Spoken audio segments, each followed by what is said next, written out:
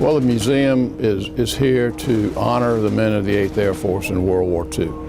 The 8th Air Force was founded in Savannah, activated in Savannah the month after Pearl Harbor, went on to become the largest air armada in history.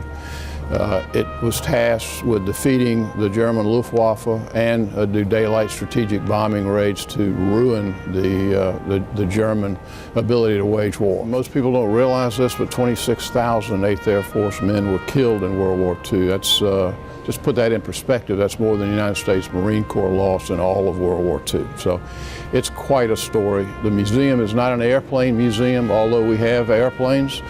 It is a story museum, and it's the story of the 8th Air Force. The museum is always dynamic. We're always upgrading exhibits, adding new exhibits, making the exhibits that we have more interactive, more modern.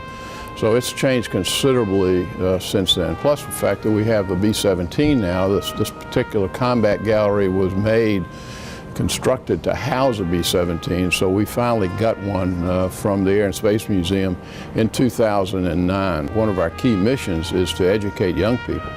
We have somewhere in the 20,000 student range come through this museum every single year with school groups, with their families. So we you know, that's, as I said earlier, this is a story museum, so we're all about telling the story of the 8th Air Force and inspiring these kids. This is our new exhibit, the Daylight Strategic Bombing exhibit. Well, the idea was to have round-the-clock bombing of Germany during World War II.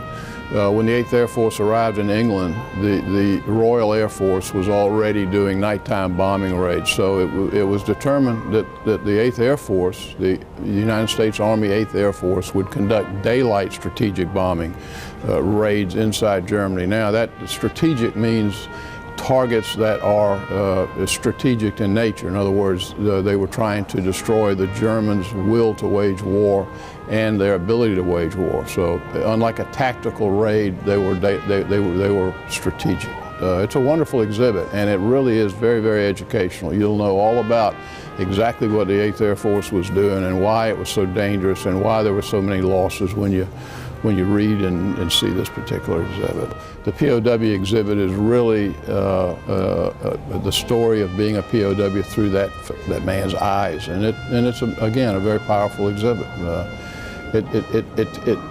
It details exactly what they did to keep their sanity while they were prisoners.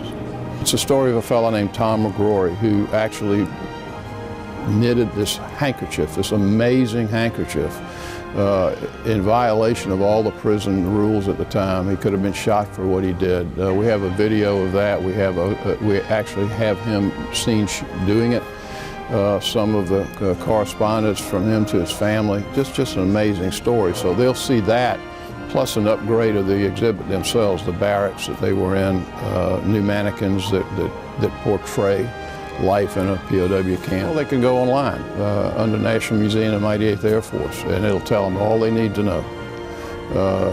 The hours, exactly what we're about. We even have part of that page if they want to donate, so we're always encouraging that.